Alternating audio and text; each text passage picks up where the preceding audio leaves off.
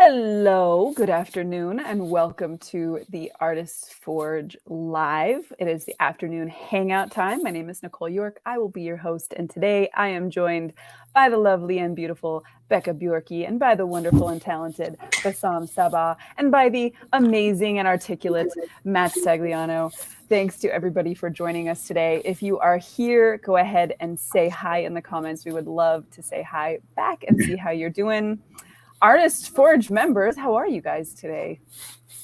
Doing great, thank you. I was wondering if you're talking to us. Sorry, I'm just leaving it up for debate. Doing really How are well. y'all? With you guys. I know we missed a couple of times, but missed you. It's been a while. Yeah. Everything's great. I've been watching Becca do her drawings and get censored. It's fantastic. I'm sure you're super thrilled about that, Becca. I know, I can tell. You love the man. Me, I've been good, working on the house, getting new glasses that don't allow my camera to focus. Same old same, just trying to do all the things, running in place. It's great. Running in place is outstanding. It's my favorite. How about you, Becca? I'm in a mood. Same.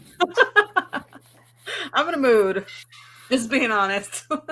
Yep, same. We're this close to not getting me today. I was just like, Yeah. I will say for my censorship that Matt's watching, that's cost me a little bit of money, and that's annoying. So, I'm cool. sorry.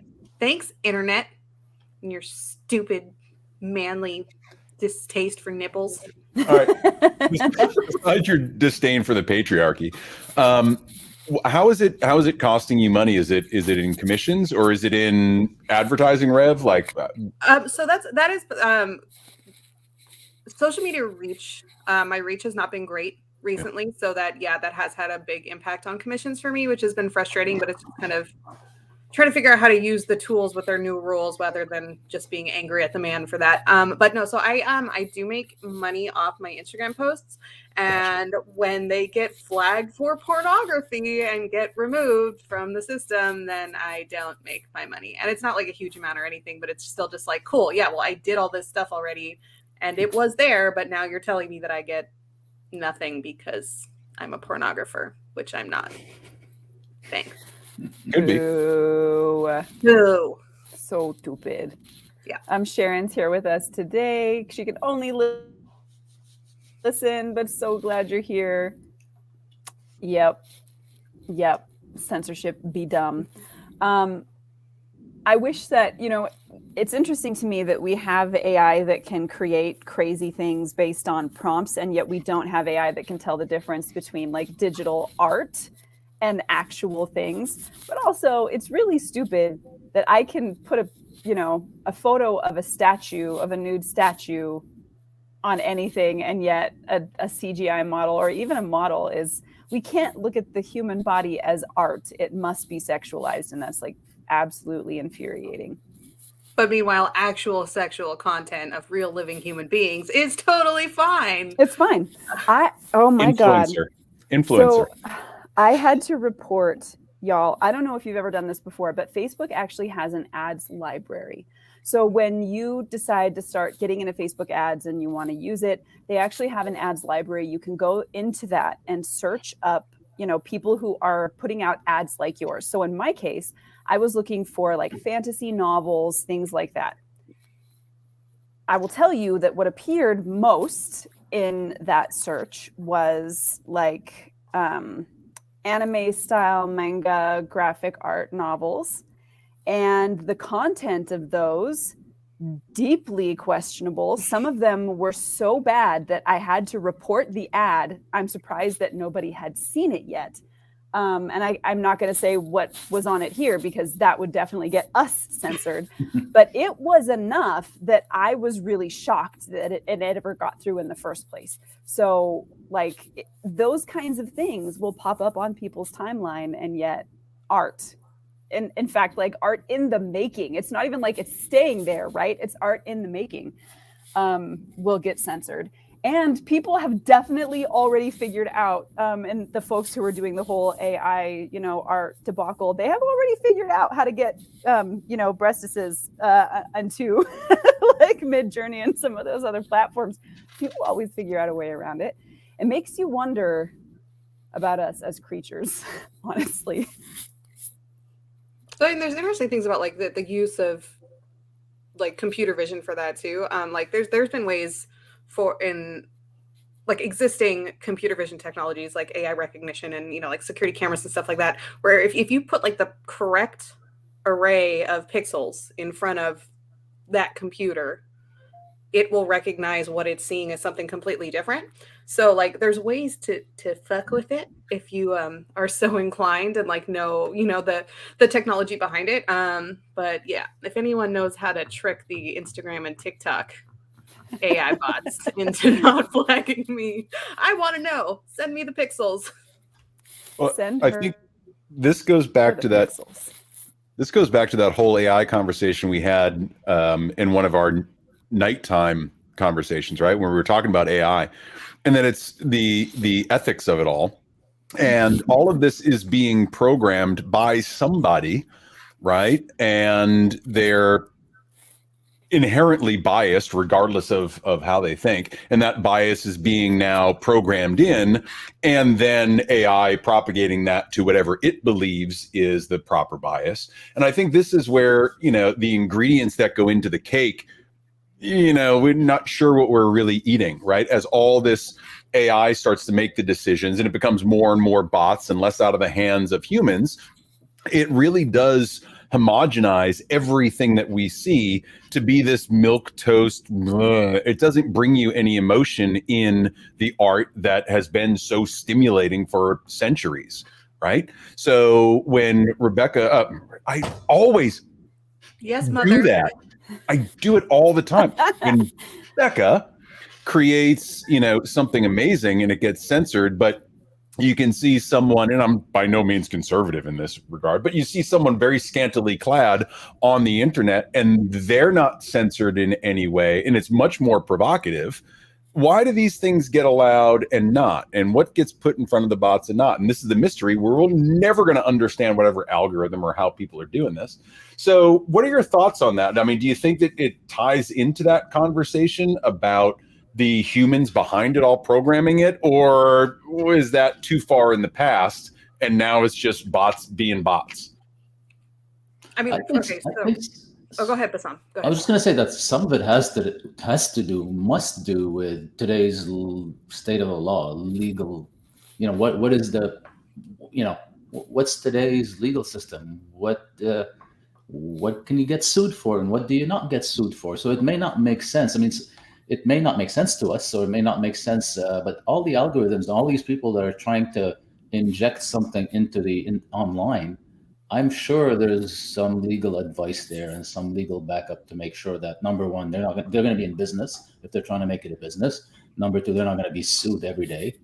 And number three, obviously, what we've been discussing all the time is all the social pressures and people's biases and so on and so forth. But I'm sure the legal aspect of it has a lot to do with it. Mm. Oh, you're right. But the precedent for that is all like moral hoo-ha, right? Like the fact that we have said that if you see female nipples, that's something potentially that somebody could get sued for, is that, like, the fact that we have sexualized that, and then not only sexualized it, but made it like dangerous sexuality, right? Oh, I don't see those. And yet some of the things that the content that is allowed. So it just, the fact that in and of itself has any kind of like moral, just the body, not what you're doing with it, right? Because when Becca's making art, she has a figure that she's working with in 3D space that she's posing and then closing and editing and all of that stuff. Just the body itself is like, oh no. How did we get, why? We need to get rid of that puritanical chunk that is still clinging to everything, because good luck. All right, let's do it. It's time. Fight against man. I mean, okay, so like aside from my obvious issues with the patriarchy and puritanical, feelings about female nipples, I mean, coming back to the initial, like, what are the platforms and the technologies and the spaces that are using this kind of technology? I think there is absolute fantastic utility for things like this, to do things like whether it's following necessarily like laws about what is or isn't safe, or just trying to keep your users in a social media platform safe. If there's kids on there, maybe they don't need to see naked bodies, twerking, whatever. Like, I don't really care, but that's fine. However, the inability to get to that human access point is what very much frustrates me. And I understand from like a business perspective, I guess, that it's easier to just run a program to do these things for you, to not have accessible customer service. But I do feel like there is then this kind of like moral responsibility for large companies, which of course I know they don't agree with me on. But one day when I'm emperor or whatever, we'll have a talk. But that's what frustrates me. It's not the existence and utilization of technologies like this and what impact that has on artists like myself or you guys, but the fact that we can't do anything about it. So do we stop using these tools? Do we stop using these platforms? Do we find something else? And that's a conversation that's been had with countless people like that I've spoken to personally, or that I've just seen online, and like people complaining about the same problem. And there have been alternatives created or suggested, but they never take off in that same way. So like, what really is what is the course of action for people like us? And when we're limited or censored in this way, do we just deal with it? We build our own platform. Like, what do we do next? You know what, Becca, that actually brings up something really interesting, not to like completely segue, but just as an addendum to this. I learned a few years ago about the actual people who are the filter of the internet, and the kinds of things that they have to watch in order to safely filter those out is so disturbing that these folks literally have trauma counselors on like there all the time because of the things that they see.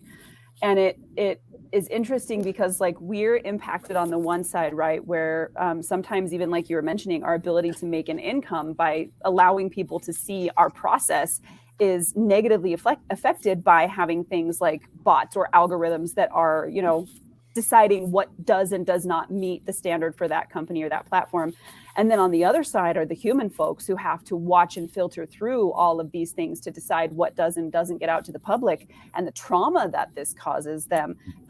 Like some of the things I heard, even just heard them talking about what they saw, were so disturbing that it like bothers me now still to this day. So it's wild that we don't seem to have any kind of like, after all the years that the internet has been available, we don't seem to have a kind of middle ground where if something passes a filter, it then gets to a person, or you know what I mean? Like there's just some things that where it still seems to be either other or. It's either overworked people who are dealing with a bunch of stuff that is messy, or bots who just kind of can only do what bots can do or algorithms can do. And then no real middle ground that actually makes that workable yet. And I don't know if it's just the size of the amount of data or like whatever it is, but it stinks that is kind of the balance that we're in. And I think that's really where a lot of it is, right? The sheer volume of data that's being created and posted, right? So the bots is a necessary evil. I can't imagine the billions of photos that are being posted every day, and how do you filter through that, even at a small infinitesimal percentage of stuff that we're exposed to versus what's on the internet, right? And having to be managed. I think there's an element of ego that comes into play, especially when I see people like, oh, my reach is being suppressed. No, you just kind of have shitty content, and do better, right? Ow! Damn. No, myself included. Like I've seen a lot of my stuff go down, and I look at it, I'm like, yeah, I'd scroll right past that too, right? But I think a lot of us think that we are the internet, and that everything that we put out is going to be seen by everyone. No one gives a shit. The internet. You are. Okay. All right, Nicole. So yeah, but I mean, I think there's part of that where we think in very small scopes, right? And I don't begrudge the Facebook or Instagrams of the world for having these things in place, because like you said, there is a lot that needs to be, kept from us, quite frankly. But I think we also make these hyperbolic statements about the platforms that we're using for free that we have no obligation to use, controlling things the way that they want to. But we feel like, we're being attacked. Not I mean, really. we say we're using them for free, but we're really selling our information. Oh, 100%. We're trading our data all the time. So does that lend itself to us being the internet? We are the internet. Oh my God. The mycelium is the internet of the forest. Go look that up for people who know what mycelium is. It's very interesting. Then I'm definitely monetizing incorrectly. Right. So, I mean, this obligation to use social media is like something I've been thinking about a lot recently anyway. It's like, how can I use it differently? If I have to relearn the tools and use them differently or not use them at all, which is like frightening, kind of. I mean, and I do know people who do this, and often they're working for, large studios or, like production houses or stuff like that, where they don't need it. They don't have that like freelancer need to be screaming from the rooftops for as much possible attention as you can get. I mean, do you guys know, do you know anyone who doesn't feel obligated to use those tools though? And like, is it working? Yeah. Yeah. I know several people, my ex-wife included. She never got into social media. Like years back when I was deep in tech, I was all over it, right? Any new platform that came out, all over it, and have been since the mid 90s. And she never got on social media. She's got a Facebook page, she's got an Instagram page, but it hasn't been updated in like 7 years, and has absolutely no interest in what's going on social media. She's got her friends, she's got her family, she's got her work life, and that's enough. And I find myself being very envious of that. I know a lot of cops, a lot of military guys that aren't on social media. And one, because, knuckle draggers can't really work computers. But also there's like the personal security part of it. And then there's also like, I deal with humanity enough. I don't need to see any more of it. So everybody's got these different reasons, but I know quite a few people, and it's funny, you have what I find more meaningful, engaging conversations rather than, did you see that meme with the dog on fire in the living room? And you just get into different types of conversation. And you talk about social media less. You talk about these annoyances less. I love that. And I'm envious of it because I find myself in this conversation a lot. So my experience with this, I do know people who don't do it. They are all people who have either traditional or secure jobs that don't rely on them marketing in order to work. So they have already been hired by someone, right? My husband, this type of guy, he only has really a social media account in order to get a hold of people if he needs to update his security clearance. So like he doesn't really do anything on there. But that being said, those are the people I know who tend to be the most withdrawn from the social media spheres. The difficulty that we have, like the great benefit and difficulty as artists or authors or whatever, whoever we are, artists of any sort, the difficulty that we have is that if you are not on social media yourself, you're paying for marketing. So you're either paying in time and effort and content or money. And for most of us trying to make a living, we have a lot more time and content to spare than we have money to spare. So the only other option then is to either take the money and put it into having somebody run marketing for you so that you don't have to be engaged, or maybe take out a loan and put it towards that and just believe you're going to recoup that eventually, or you have to market yourself. And especially I've learned this. It was never as hard for me to sell photos or digital art as it is for me to sell books. I can sell digital art.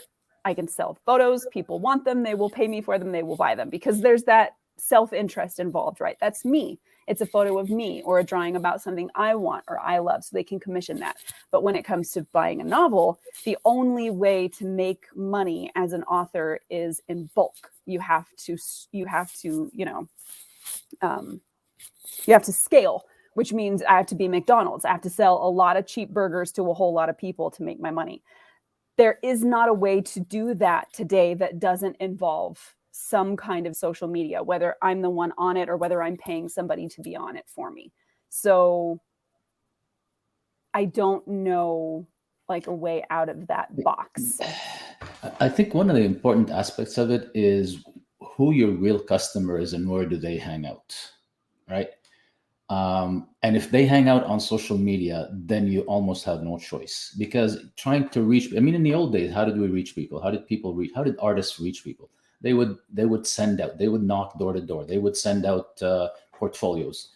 They would email before, when email was, early on in email. How many of that is happening today? I don't know. But if somebody's successful doing it, it's because they managed to do it with enough business, with the right people looking for them in that.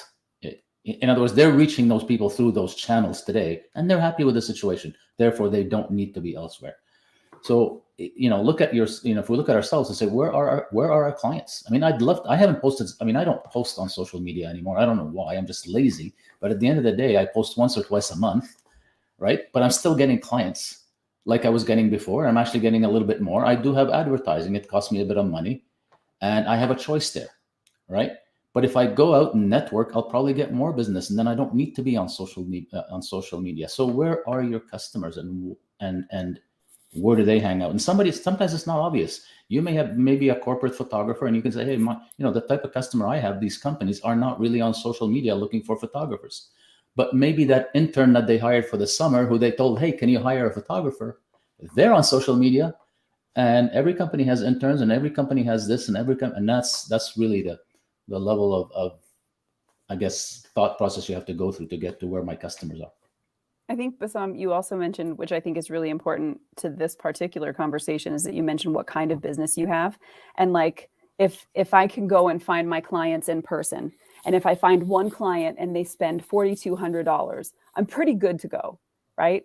But if I have to find, so just as an example, I can get customers at $100, right. And how difficult is it to find those 42 people, right? Yeah. And not even, and that's the funny part is, so for buying books, it's not even 42 at $100 a piece. It's 42 people at $395 or $399 or $5 or whatever a piece, which turns out to maybe $100 a month once you get your royalties. So like the difference in business type, like when we can go, and I'm just going to use Kate as an example, but as a commercial photographer, she can send out her, portfolio. She can do portfolio reviews. She does email mailers, different ways where she's contacting companies and saying, hey, here's my work. Here's what I've been doing. She doesn't have to necessarily sit on social media to get a hold of those people and to get her work in front of those people. Just requires a different kind of effort. But when you have a type of business that requires bulk, right? Then you're right. You have to go find where people are. And maybe that's not necessarily in person. Maybe it's in other online spaces, but like knowing what type of business you have and how many clients you need is like an important addition to knowing where they're at, right? Because if you're going to find 5 of them at the mall, but you can find 500 of them on a Reddit thread or like in a reader group or something like that, then you kind of take the path of least resistance. Absolutely. I'm not saying it's one thing, but it's a combination of things, but you really have to look at all of them and decide whether it's what type of business you're in, where your customers hang out. And you fill in the list. I mean, there's a list of elements that contribute to it. Yeah. And the thing I'm learning the most that I think it's both frustrating and wonderful, right? Is there is no single path to success. And I really want somebody to just write me down a list of things that I have to do so that I can just go do them mindlessly and not have to struggle with whether or not they're going to work for me. I just want to go give me a path and I will take that path. But if we remember, like that is how it used to be. It used to be you have to get a loan and open up a business and hire a people. And then you have to, you know what I mean? Like things were very, very much more prescriptive than they are now. And now there's the freedom to entrance into these things, but there's no guarantee that even if you take all the same steps the most successful people did, that's going to work for you, because you have no control over all the extant circumstances that made those things work. So there's like that survivorship bias of like all the people who it worked for them this way, but then there's all the people who it worked for them this way. And you don't have a guarantee which way you're going to go is actually going to work out in the end. So you're basically like grabbing a handful of seeds and hucking it and just hoping some of them grow, and that enough of them grow that you get to eat a harvest. And that is just so infuriating. It's wonderful, but it's so infuriating. I'm going to refer you to theartistforge.com, where we have the Artist Forge MBA, and that's mastering the business of art, Nicole. And I think if you were to listen to some of those conversations, you have the roadmap laid out very clearly for you. There were a lot of smart people that put all that information together. And is it working? I No. hate you. No. I know. Get in line. we have club jackets. Sharon saying, right? Just give me instructions. So I gave you guys homework, not last week because we were all dead to the world last week. The week before, to do something different and throw some different seeds, Nicole York. Did anyone do it? Yeah? Yeah? Sure. I started doing voice stuff for Nicole's steamy novels. And that felt really good. And it actually launched me. That's steamy. It's kind of steamy. It can be. Get to work, right? Just write about nipples. So but that actually launched me into thinking more about diverse revenue streams and doing voiceover stuff, whatever meager amount it winds up being. It could be a big fat goose egg for a lot of years. I enjoy doing it. So being able to do that and going back and forth with you, Nicole, just, on do it like this or try doing it like this, made me feel re-energized and a different type of creative work. And it's just sitting right here, like this little thing. And I want to be able to start building on that a lot more. So finding projects, seeing if people need any of that stuff, going on Audible and seeing if they need narrators. Like there's all those different programs that you can go through. So I think I'm going to try to start doing that just to give myself that injection of creativity when I'm not pressing a button on a box. So yes, I took it very seriously, Becca. Nicole. I don't know if Bassam was there. Bassam, did you get I'm going to pretend I wasn't there, so I have an excuse why I didn't do it. All right, well, that gets a gold star. I did the same, though. I opened an Etsy store, and that is not something I'd really ever thought about doing before. I had this like weird thing about like products, like even prints, right? Like people ask me for prints, then I'm like, it's just one more thing that I have to do and produce. And like, I like commissions and I like being hired on long-term projects. What about something that's not that? So, are these all your fuck censorship t-shirts that I'm seeing? Is that you? If only. That's my, my next side project that I'm not going to connect my identity to. Okay.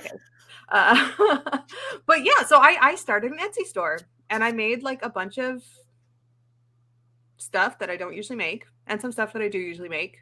And it's only been a week, so I haven't sold anything. We will see. We'll come back to this. But I've been getting lots of views, and I figured out how to use like Etsy SEO, and I paid for ads, which I haven't done in years. So we will see how it goes after more weeks than one. So Okay. More weeks than one. More weeks than 1 week. Nice. I did not. I'm a bum.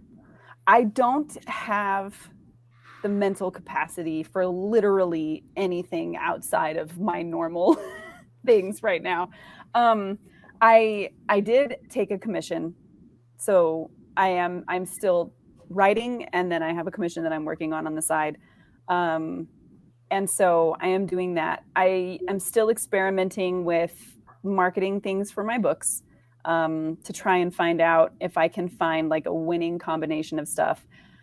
Interestingly enough, one of the things in the book world, outside of art, is that oftentimes your new book is what will sell your backlist. So if your backlist starts to kind of taper away, so you have a kind of a lump that happens when you begin to sell, and a lot of people get interested when your new books come out, and then of course that kind of tapers away as people who already know who you are have bought the book.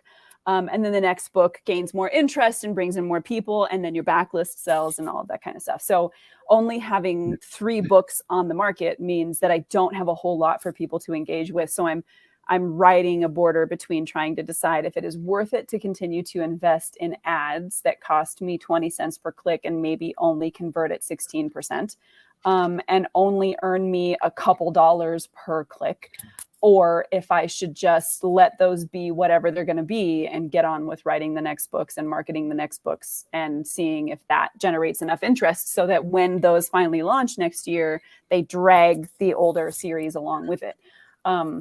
Or if there's something else marketing wise that needs to go in. So like most of my energy has been going into those areas, and I have had literally none to spare for anything else, which is why I'm barely here today. But you seem to be doing all the right things in terms of getting your potential audience engaged in the process that you're going through right now. And I think that should pay off for you at the end, because they've been engaged. You know, you're creating that people are looking for the final result, to get that book, to get to it, and they're involved in the process. And you know, the momentum is, I don't know if you're seeing it, but from the outside, it looks like the momentum is building towards, you know, the next few books that you're writing and the way you're going about it. I hope so, because the first ones just, I pooped them out into the universe with no effort or expectations. So I'm trying this time. And like I said earlier, I mean, we won't know, you know, until we know. And until then, I'm just gonna try to enjoy the process. But, you know, I like your poop, Nicole, and I read your poop, and I enjoy it quite a bit. But we've said this before, none of us here are professional marketers, right? I don't remember Hemingway figuring out how to best, you know, utilize TikTok or the Telegraph at whatever time, like whatever, to market the stuff. And we're forced to come out of the creative world and do all the other stuff, and the marketing and the promotion and the outreach and all the things that go into selling what we do, versus staying in creative flow and just creating and trusting that the right people will find the work that we're putting out there, right? Instead, we're spending so much of that same mental energy trying to figure out how to game the system, or how to get new people, or how to learn a new platform so that we can market it. And then, oh God, I got to go learn SEO. And what is SEO? And now I'm going to take classes. And now is all the stuff, right? And it takes us out of actually doing the things that we love. Conversely, it's destroying the thing that we love, because we look at it with such disdain of saying, I can't stand a picture that I take, and I am not going to put it out there, because it breeds imposter syndrome and comparison, and my work's not as good as Becca's or Bassam's or Nicole's. And so what's the use of even putting it out there? And I think we find ourselves trying to wear all the hats, trying to do all the things. And when we realize that we have deficiencies in certain areas like marketing or sales or, you know, interacting with humans, that we get down on ourselves and we stop creating. I know for me, that's been a huge thing over the past couple of months, where feeling really defeated, feeling really like I'm not producing anything. Like I already peaked in my photographic career, right? 2019 was a fucking great year. And I feel like I'm that kid that's still talking about how we scored a touchdown in high school, right? I'm like, remember 2019, I did Iceland and South Dakota and Maine, like all these places. And now I'm like, well, what did you do yesterday? Well, I kind of was on homedepot.com for most of the day trying to find circuit breakers, and like, I'm not doing the thing that I'm supposed to be doing.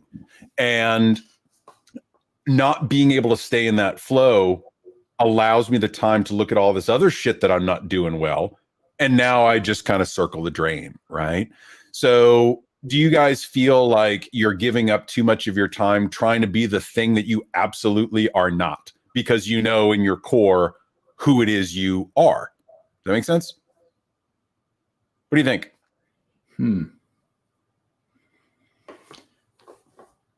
Yeah.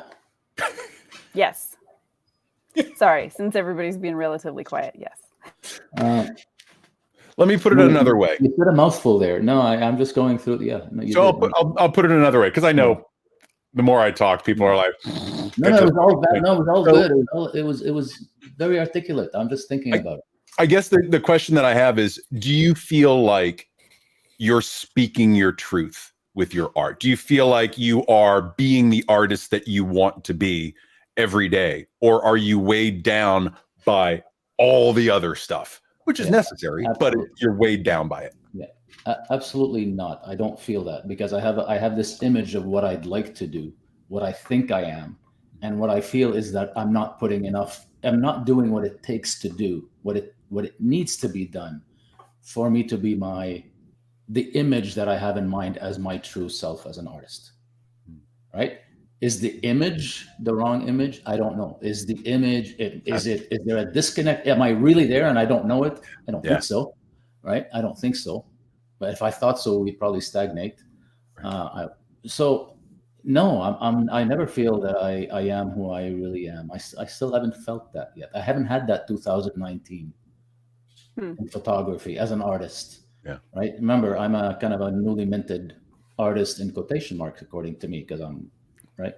Yeah. No, I don't know if that I answers. remove the quotation marks from you. Okay, I'll take them off, but still, I still have that same remove feeling. them. So, Thank you. all right, thank you. Yeah, I don't know if that answers your question. It does. No, it does. And I love the way that you said, is the image that I have of myself the right image? Yeah. I know that there's It's a a lot of great people question. that look at me and they're like, wow, super successful photographer has got his shit together. Right? But the image of me, my own image, is that I'm not that person, right? Maybe that's not the right way to look at myself. Maybe that's not using enough gratitude or thankfulness or whatever it is. And not to go down too far down that road, but it's a really good question that makes me think, is the image that I have of myself and where I want to be the correct image? Yeah, Am I holding myself to a standard that I'll never reach? I was having a conversation with a friend about this kind of this topic, but similar context. And we were talking about it. And she said something that made me really think, and it's so obvious, right? And we talked about it here. And we're talking about generosity and how, you guys know, fundamentally, I'm a generous guy. I give a lot of everything, right? And she said, if you need to change one thing in your life, right, is give yourself as much as you give to others. Give to yourself. I'm not saying take. Right. Offer yourself. I'm not saying be selfish and that's not what I meant. Right. But meaning give the same consideration yourself to give to the other. Give the same admiration to yourself that you may give to others. Take out the selfish part. Obviously, I'm not. You guys know what I mean. Yeah. Anyways, made me think that I'm hard on myself. We're all hard on ourselves. And I wonder if people that we look at and we think are successful, and they actually are successful, are they hard on themselves too? And are they feeling the same thing all the time? It's rarely about the money. Mm. It's always about that feeling. Mm. This is a great conversation. I know that I'm doing what I want to do. The problem is I'm doing more than I want to do. So I just want to be making stuff. I don't want to be marketing. I don't want to be making social media videos. I don't want the pressure of other people's expectations. I want to make the art that I want to make. And even the cultivating community part, I'm good with that part of it, but the rest of it, I don't want to be doing. So I'm doing more than I want to be doing. And I think that's the crux of it for me, in part because the other things that I don't want to be doing are exactly what you said earlier. They're not just things that come naturally, right? These are jobs that people have gone to college for, they have degrees in, they do this full time. SEO is always changing. So if you're going to be good at it, you have to be in the community, learning about the changes, all of that kind of stuff. So I feel like the part that I'm good at and the part that I want to be doing is always at the mercy of all the things that I don't want to do, but I constantly have to be learning and trying to do better at and trying to, master just so that I can do the other thing. And I think that And that's been the case the entire time, whether I was, it was photography or whether it's digital art or writing or whatever it is always at the mercy of all the things I don't want to do. So, and I know that it's not as if art is unusual in this, right? People who have jobs love one part of their job, hate another part of their job, and yet it comes as part of a package deal.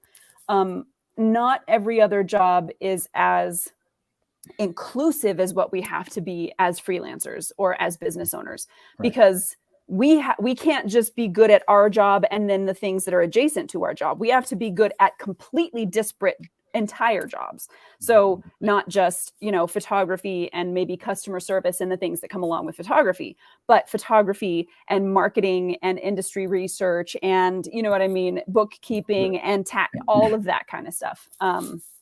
So it's a lot bigger bubble we have to encompass, I guess. But you also have a choice, and you've talked about it. We've talked about it before. You can actually work as an artist for somebody else and then get the salary you're looking for as an entrepreneur. And then you don't have to worry about all that stuff. You just have to create.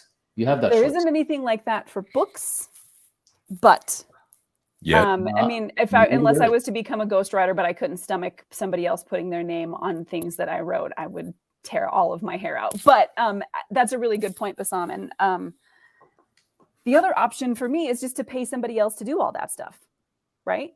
And I'm trying to move in that area a little bit because all of the commissions that I took during the previous probably 6 or 7 months, I have saved all of that money in order to put it into the marketing and creation of my books. So I am going to be trying to give somebody else the job that I don't want to do. But the money still, it still has to come from somewhere. So that's, like we were talking about earlier, that balance of time, effort, or money. And I was like, I'll hire Nicole to write blog posts. And then you said the statement about putting my name on your writing. And I said, I'll just ease off of that a little bit. Maybe not. Maybe not. I mean, I have actually done that. There are plenty of blogs on Adorama that I wrote that are, but like that's like an hour and 40 minutes for $80 or something like that. And it's mindless stuff. Totally different than people who do ghostwriting, where I'm like, those guys, hats off to you, because I couldn't do that. I'm going to grab this comment from Sharon and then poke Becca because she hasn't answered this question yet. For myself, I'm still too early on in my artistic journey as photographer, digital artist, to be who I see myself being. I have a lot to do before I get there, but I'm trying hard to be good at taking my time. And that's a really great thing to try to be good at. I am not good at taking my time at anything. So if you get into be good at that, I admire you for that. I work on that and I suck. And it's awesome to watch, Sharon. It's awesome to watch you progress to all the stuff that you're posting, especially the sword in the stone stuff recently. So cool. Has been unbelievable. So, whatever image you have of yourself is far past, like, you are at the point that I could only imagine being at, right? So for you to be beyond that, I'm like, good luck, sister. I'm like, I can't even think that far ahead. So anyway, Becca. Hello. You are Matt at a point with many others in many other ways that I would love to be at also. We all have that's something about us, and it's when we learn that that's what it's about, and if we can just explore it further, focus on it, do something with it. You talked about multiple streams of income. Versatility is one of your best assets. You're so versatile. You're good at many things, when, at least from my perspective. Sorry, Matt didn't pay me for this, right? But it just made me think that we rarely explore what else are we good at, what are we strong at, why are we always focused on what we're not strong at, and can we apply that to the same subject, being an artist or being this or being that. So just a thought. Sorry, Becca, you were gonna.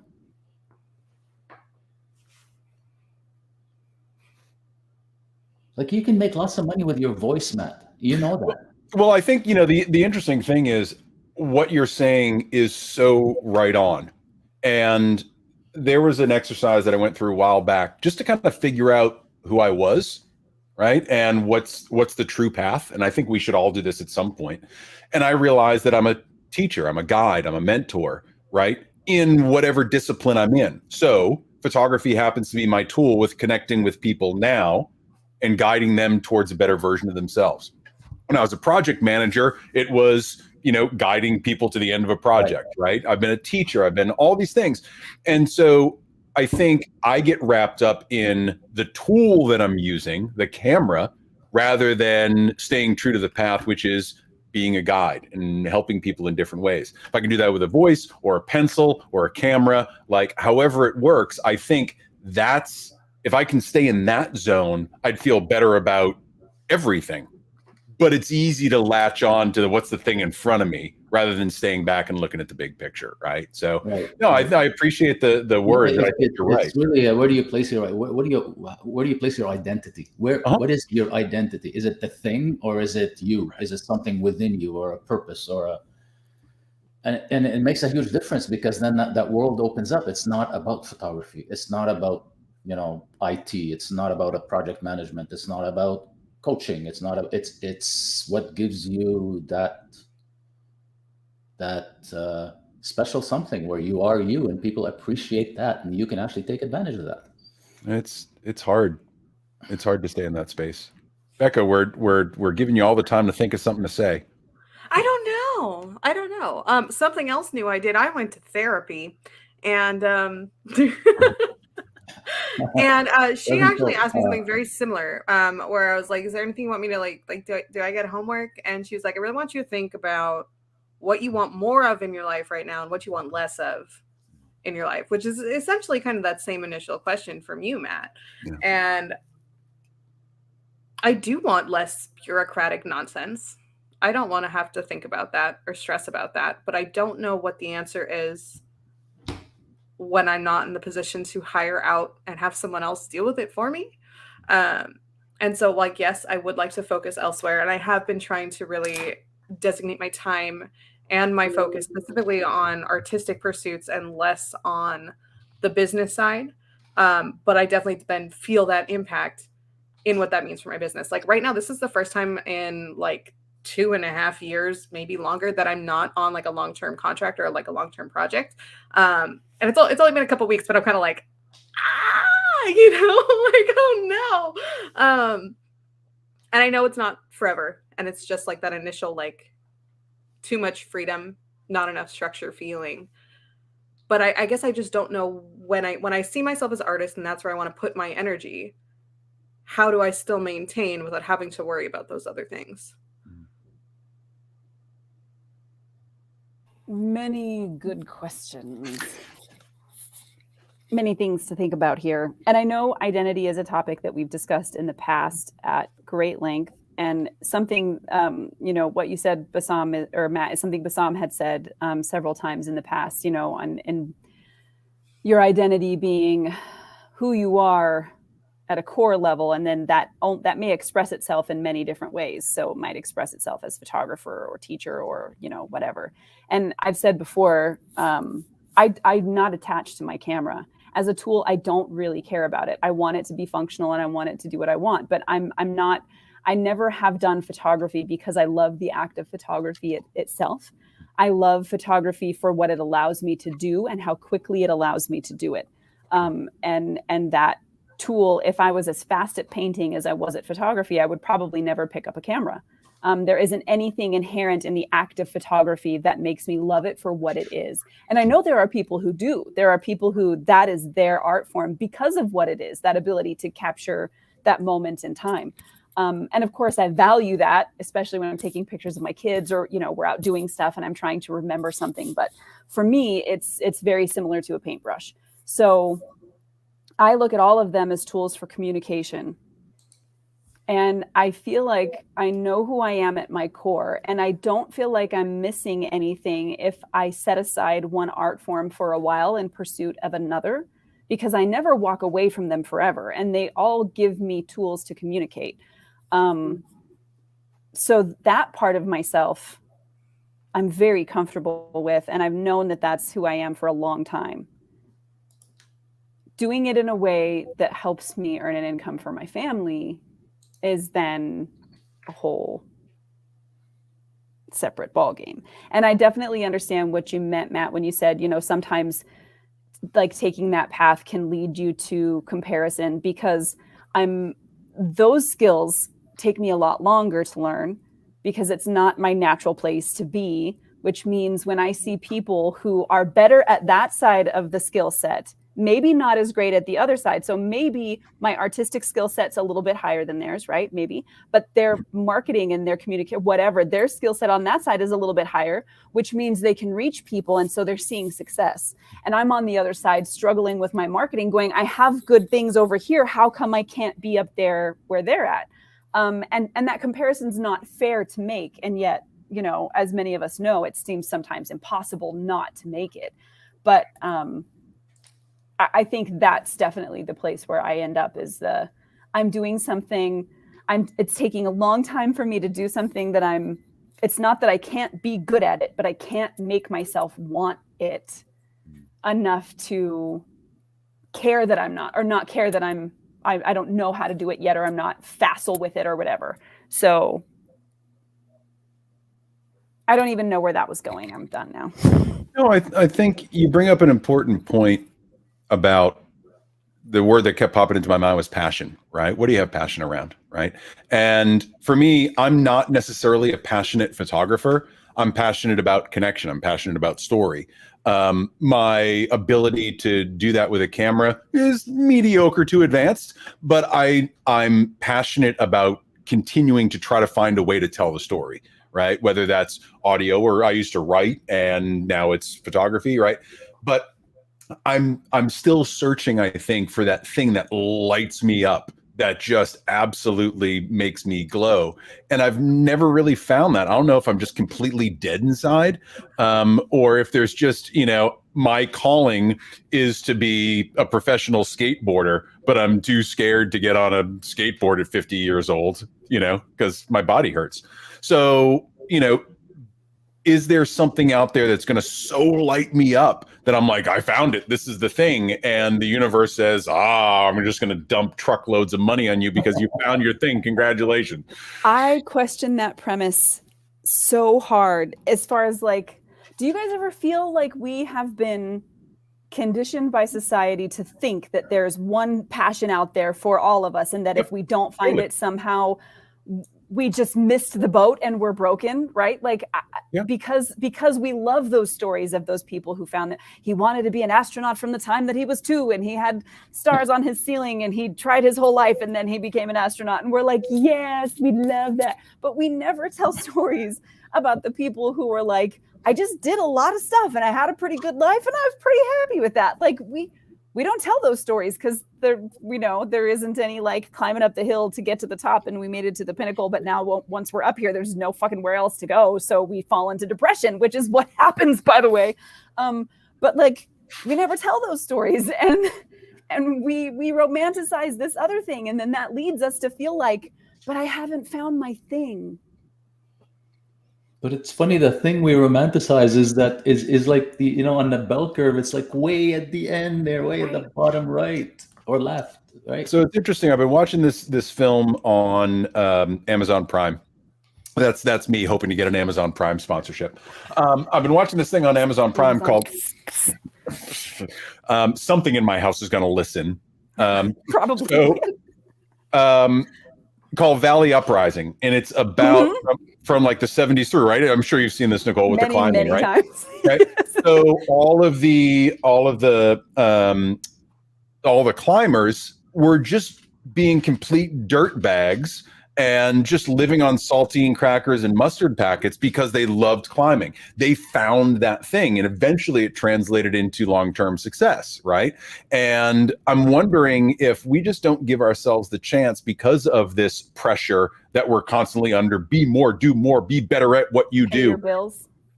Rather than just living in a park on saltines climbing rocks, right? And I just think about the simplicity of that, and the focus that they had, and the vision that they had, and the passion that they had.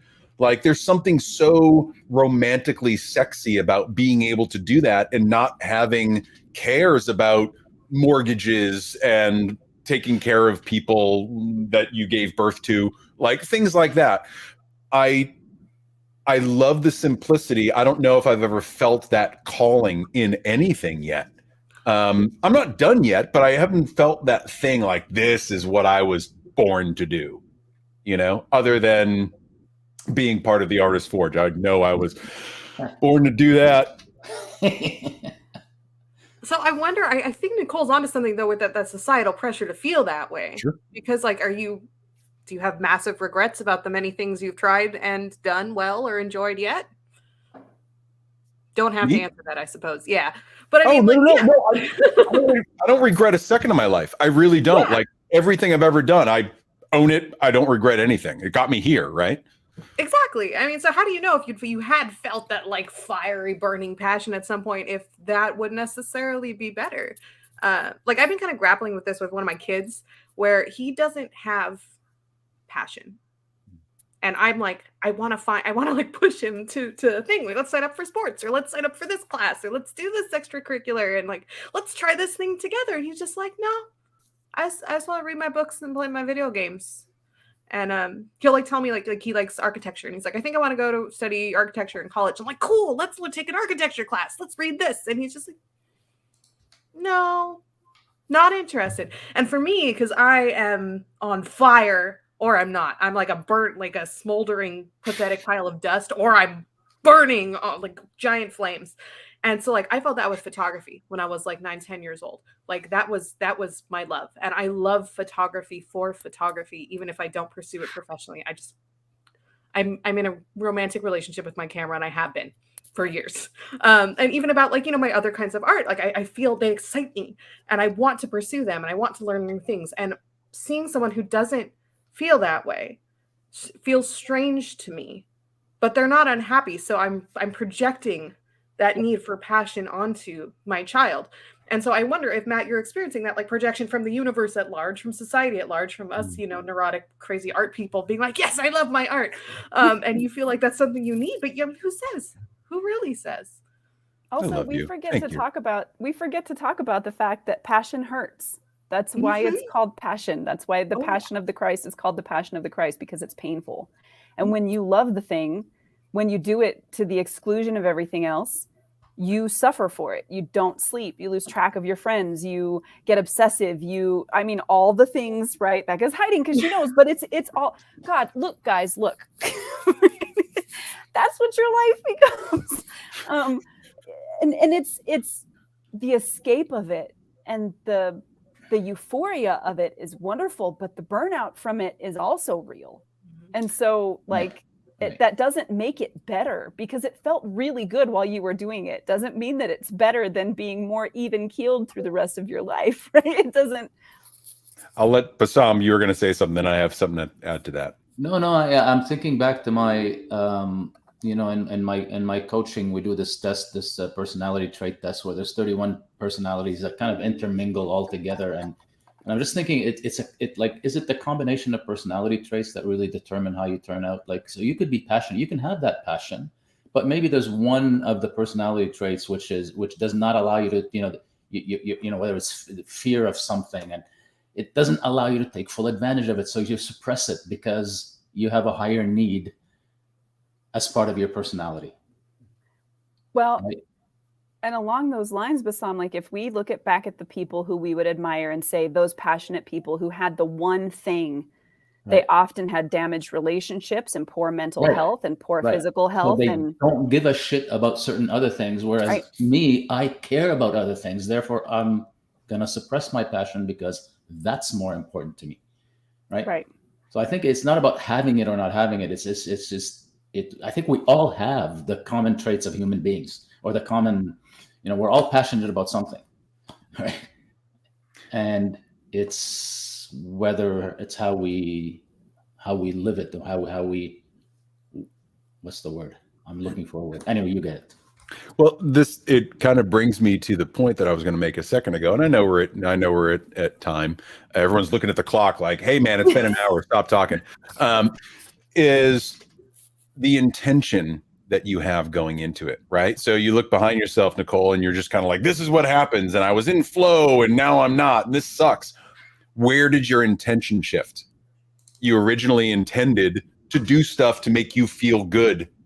But then there was some shift somewhere. You're like, I have to turn this into something, or revenue, or, you know, whatever it is.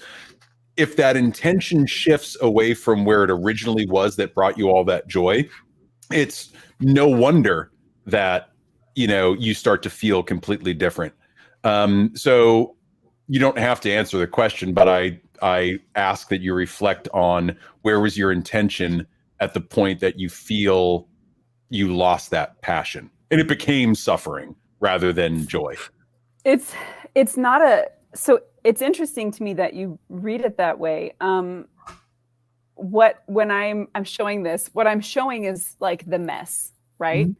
Mm-hmm. Because my creative instincts often are like a whirlwind, and it's like, oh, consume and make and you know, and you use up so much of yourself that you like Becca mentioned, she's either on fire or she's a pile of ash, right? Mm-hmm. Because everything is burning for a long time. And once that energy is gone, there isn't anything left. So you kind of, then you become like a pile of goo. And then you feel like, why don't I have things?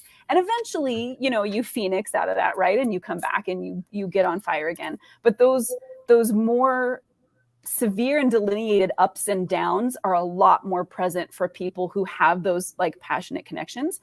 But my point is that doesn't always feel good, and it's not healthy to stay there, right? So I kind of liken this to romantic relationships. So when you first meet your partner, it's so exciting and you get butterflies and you can't wait to see them and you think of them and you dream of them, and like they can give you a sideways look and you're just like, oh, I love it.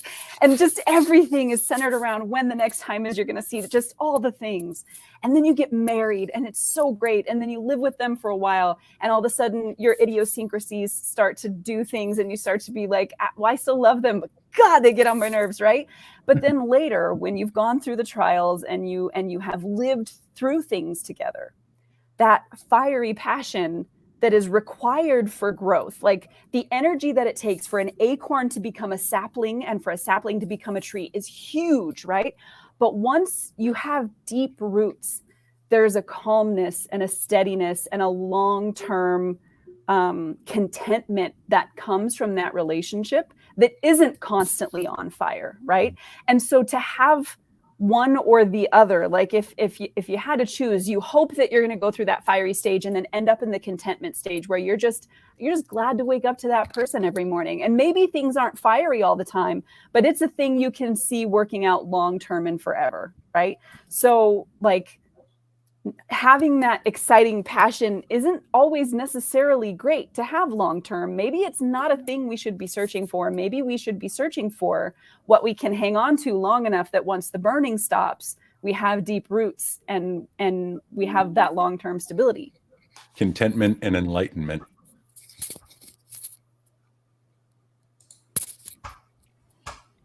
Looking and to then be content. We can go through burning stages, right? Sometimes wildfires come through and they burn away the things that aren't strong enough to stay. And then they reseed and they make healthy things grow. So that which doesn't kill us will come back and try to kill us another time, I guess. That until it finally does. So what you just described, Nicole, makes me think of the idea of life cycle. Everything has a life cycle. Right? Yeah. You just described a life cycle, the life cycle of a romantic relationship or a relationship, but and it's something to think about. So where are you in your own life cycle as an individual, but also where are you in whatever you're trying to do, whether it's your artistic career or your other career, and where are you in that journey, and what is required at that time to keep it healthy? That's a great question, Bassam. Right. And also to be okay that once the life cycle is over, we shouldn't feel this sense of regret or failure when it's time to move on to the life cycle of the next thing, right? Like we're going through these permutations. And for a while I was a photographer full time, and now, moving through into digital, everything I do is always about storytelling and creating. It doesn't always have to be in the same form that it used to be. And it's okay to let go of those other things, because you always have them with you. Just because you're not doing them full time anymore, you always take them with you. Just the way that you take with you the people that you've loved and lost. They never leave.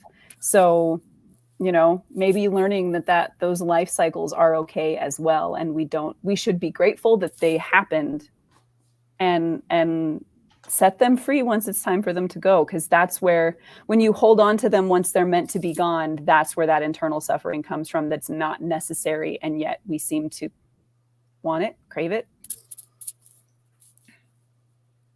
It's not good for us. Anyway, final thoughts. We're a tiny bit over time, but that's okay, because it's a really great conversation. So we talked about a lot of stuff today, but final thoughts. Where are you guys feeling like you're going to walk away from this conversation with? I know for me, it's okay to not be okay is pretty much where I landed. And that this is something that the journey, that whatever it is that you're doing and wherever you've put your energy, right? There's a long life ahead. So things are going to change, right? It doesn't mean that in the moment we have to be exactly that thing that we imagine right now. There's a sense of urgency. We have to be that right now. It's okay to be all screwed up and not okay and figuring things out. That period is necessary to get to the end state. And I think we often try to skip that out of ease and want to just shortcut between A and B. Our attention spans are that small. But I think it's okay to understand that that's a period that's necessary for that chrysalis, for that acorn turning into a sapling, right? So yeah, it's okay to not be okay. That's the way I feel. I'm definitely focusing on that relationship. I mean, I've always personally likened my muse and my art as a romantic relationship with myself in the least creepy way possible. But I mean, Nicole, you went there too, where it does feel like this life cycle of a relationship. And I'm not gonna say everyone's had one, but I'm sure people are familiar with the concept of burning too hot and you end up in a toxic relationship that really just needs to stop. Not looking at you, Matt. Definitely not. And just what is the care that goes into a relationship, whether it is with another person, if it's a business partner or a romantic partner or your children, or if it is the relationship with your business or your art form, what care needs to be taken in any and all relationships? Because it's easy to get complacent and to not feel like they need upkeep, even if it is purely figurative. How would I show up for my business if it was my romantic partner? How would I show up for it? Would I sit down in front of my computer? Well, really, I mean, would I sit down in front of my computer and be like, fine, click? You know what I mean? Is that how I would show up for my business? Or would I sit down and be like, I'm so glad to be here? Would I be like, let me take care of the things that you need in order to be healthy and happy? Or would I just be like, here's a fucking food there? You know what I mean? I laughed because the reverse of that applies to the reverse question. How do I show up for my anyways? Well, that's the thing. I mean, I'm gonna be real with y'all. I've had times or sometimes I feel like that about my interpersonal relationships, where I want to throw the food down on the table and be pissed off, but I care, so I don't. So how do we care when we sit down and don't throw a plate of spaghetti at the computer?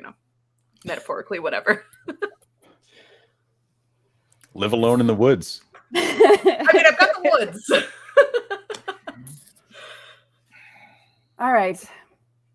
I'm going to go ahead and say goodbye for us today here at the Artist Forge. Thank you so much for joining us for this afternoon chat. I hope that it was entertaining, if not elucidating and informational.